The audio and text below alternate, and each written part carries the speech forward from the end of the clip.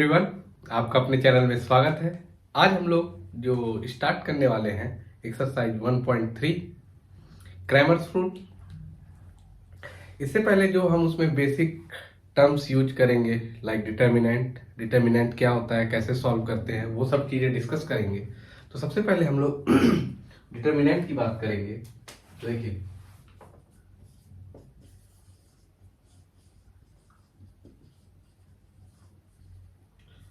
अगर हम लोग डिटर्मिनेंट्स की बात करें तो डिटर्मिनेंट क्या होता है?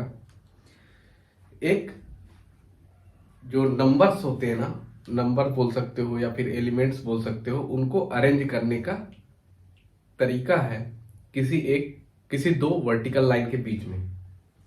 तो देखिए, डिटर्मिनेंट को सबसे पहले हम लोग जो उसके लिए सिंबल यूज होता है वो क्या यूज होता है? ऐसे दो खड़ी डंडी, दो वर्टिकल लाइंस को अगर हम ऐसे रख दें तो उसे हम डिटर्मिनेंट कहते हैं। और इसे हम लोग कैपिटल लेटर से रिप्रेजेंट करते हैं। मान लीजिए capital A equal to determinant of this, ठीक है। जो इसके अंदर एलिमेंट्स यूज होते हैं, मान लीजिए A11, A12, A21, A22, ये चार क्या हो गए? हमारे एलिमेंट्स हो गए, राइट। ये चार एलिमेंट्स हो गए और इसे हम कैपिटल ए से रिप्रेजेंट किए तो ये डिटर्मिनेंट ऑफ ए हो गया। हम लोग डिटर्मिनेंट को किससे रिप्रेजेंट करते हैं? कैपिटल ए से रिप्रेजेंट करते हैं। अब इसके बाद आती है बात रो और कॉलम की। तो हमें पता है, हमने कॉलम देखा होगा, जब कोई बिल्डिंग बनती है तो उसमें एक कॉलम दिया जाता है ना, बहुत सारे मल्टीपल्स कॉलम दिए जाते हैं, कॉर्नर कॉर्नर में, बीच में, इन बिटवीन, मिडिल में, ठीक है। तो वो कॉलम कैसा होता है? कॉलम कुछ ऐसा दिखता है ना। कॉलम कुछ वर्टिकल टाइप का दिखता है।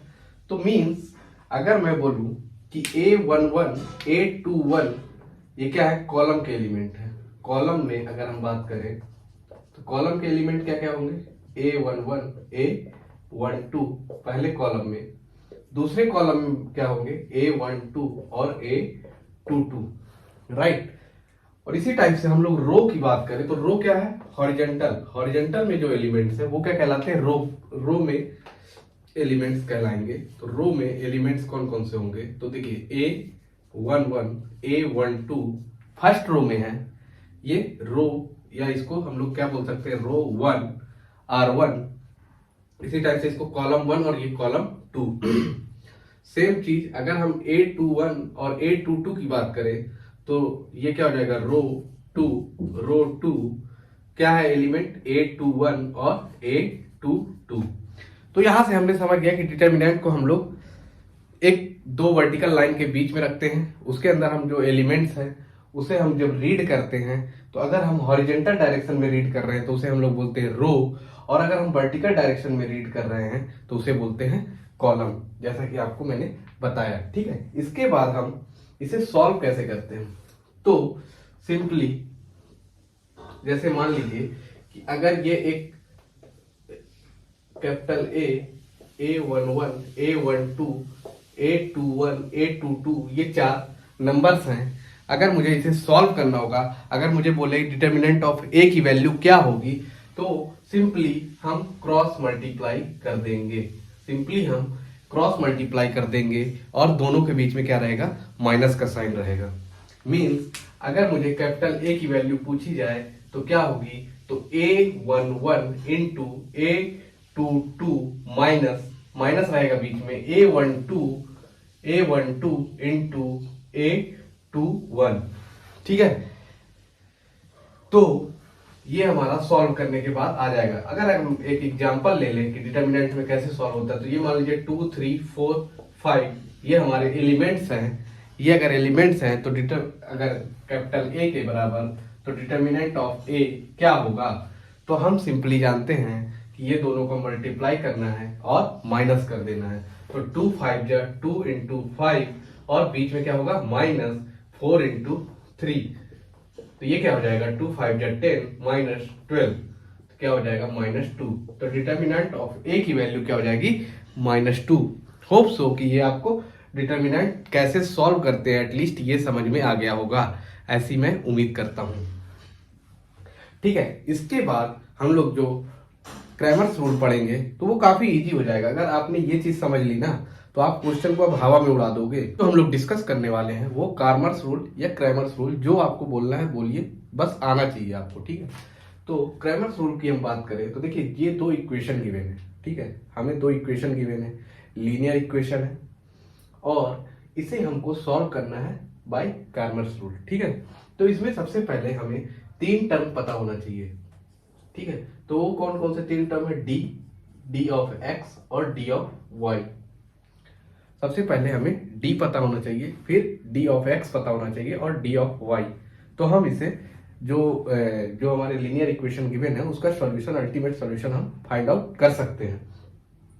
तो डी एक्स और डी वाई हम लोग फाइंड आउट कैसे करते हैं ये मैं बताना चाहूंगा। तो देखिए सिंपली अगर हमें क्वेश्चन गिवन होगा तो किस फॉर्म में गिवन होगा, कुछ इस टाइप से। फॉर एग्जांपल अगर मैं ले लूं तो क्या दिया रहेगा, 3x plus 4y equal to 6। a1x मतलब a1 की वैल्यू 3 है, b1 की वैल्यू 4 है और c1 की वैल्यू 6 है। ऐसे ही हमें क्वेश्चन गिवन होगा। फिर मान लीजिए दूसरा इक्वेशन भी दिया रहेगा, जैसे कि अभी हम लोगों ने 1.1 और 1.2 में देखा, दो इक्वेशन दी रहती थी, उससे हमें x और y, m और n जो भी कांस्टेंट उसके साथ लगे हुए हैं, जैसे इसमें x y है तो x y की वैल्यू मिलेगी, m n लगा रहेगा तो m n की वैल्यू मिलेगी। सेम यहाँ पे दूसरी इक्वेशन होगी और वो दोनों को सॉल्व करने के बाद हमें x और y की वैल्यू बताना रहेगा, राइट। तो अब हमें dx और dy कैसे निकालेंगे। तो देखिए a b और c, अगर मैं एक a b c की साइकिल बनाऊं, a b और c की एक साइकिल बनाऊं, a b c मतलब एक सर्कुलर, ठीक है,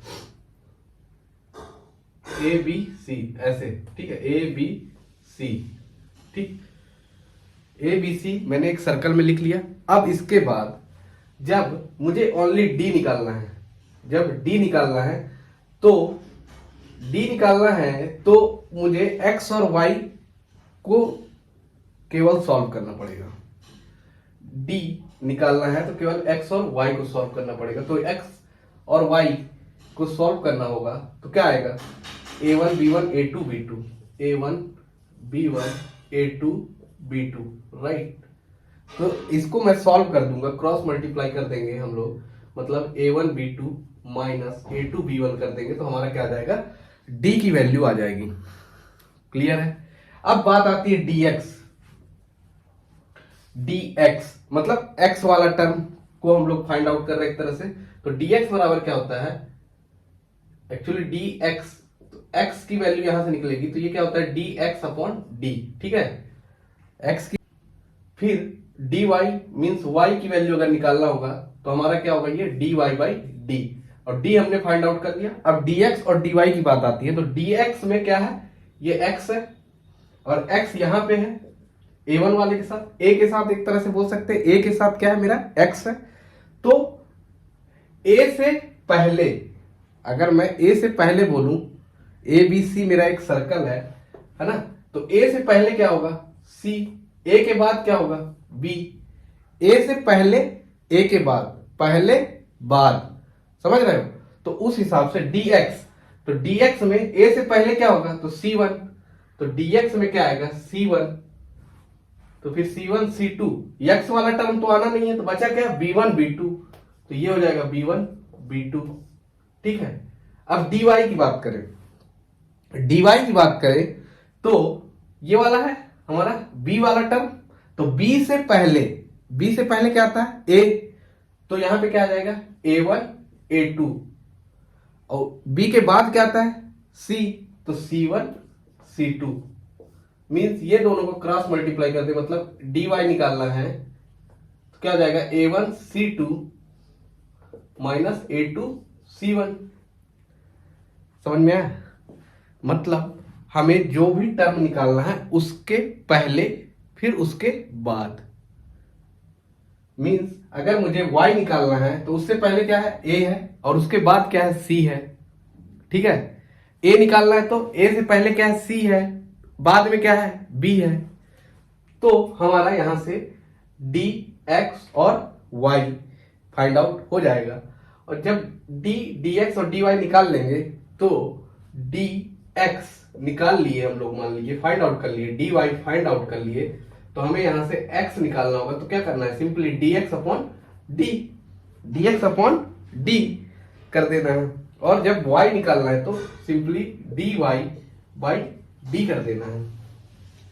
तो यहां से हमारा dx और dy को जब सॉल्व कर लेंगे तो यहां से हमें x और y की वैल्यू मिल जाएगी, जो कि हमारा फाइनल आंसर होगा। अब हम क्वेश्चन देखते हैं तो ज्यादा अच्छा क्लियर होगा, ठीक है। तो पहला क्वेश्चन हम देखते हैं। पहला क्वेश्चन दिया है fill in the blanks with correct number. तो देखिए ये डिटरमिनेंट के फॉर्म में दिया हुआ है, 3 2 4 5 एलिमेंट है, 3 लिखा हुआ है क्रॉस करके, ब्रैकेट में हमसे पूछा यहाँ पे क्या वैल्यू आएगी माइनस, ये ब्रैकेट लगा के क्रॉस 4 दिया हुआ है। तो हमें पता है कि हम लोग जो मल्टीप्लाई करते हैं कैसे, ये इस डायरेक्शन में करते हैं और इसको इस डायरेक्शन में करते हैं। 3 क्रॉस क्या आएगा, यहाँ पे 5 आएगा, और यहाँ पे 2 क्रॉस 4 है ऑलरेडी, तो यहाँ पे क्या आ जाएगा 2 आ जाएगा। तो 3 क्रॉस 5 क्या होता है मेरा 15 होता है, और 15 माइनस 8, तो देखो 2 क्रॉस 4 8 भी होता है, और 15 माइनस 8 क्या होगा 7। तो इसका जो सही आंसर होगा वो क्या हो जाएगा 7, ठीक है। क्वेश्चन नंबर सेकंड देखते हैं दोस्तों। सेकंड क्वेश्चन है हमारा find the value of following determinants. ये हमको डिटर्मिनेंट गिवन है, उसकी वैल्यू हमें बताना है। तो देखिए पहला क्वेश्चन क्या है, इसमें -1 7 2 और 4 दिया हुआ है, ठीक है। तो हमें पता है कि हम लोग क्रॉस मल्टीप्लाई करते हैं, ठीक है।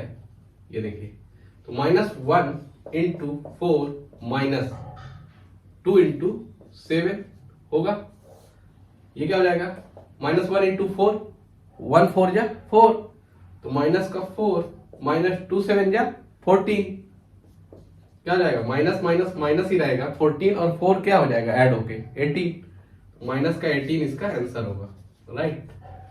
अब देखिए सेकंड क्वेश्चन, देखिए किसी भी नंबर को अगर हम लोग 0 से मल्टीप्लाई करते हैं तो वो क्या होता है 0 ही होता है। तो 5 इंटू 0 क्या हो जाएगा 0 माइनस, अब देखिए यहाँ पे माइनस तो अपने से ही आता है, देन उसके बाद ये दोनों को मल्टीप्लाई करेंगे तो क्या होगा 7 3 जा 21, लेकिन यहाँ पे -7 है तो क्या हो जाएगा माइनस का 21, तो 0 माइनस माइनस क्या हो जाएगा +21, तो इसका आंसर क्या हो जाएगा 21 इज द राइट आंसर।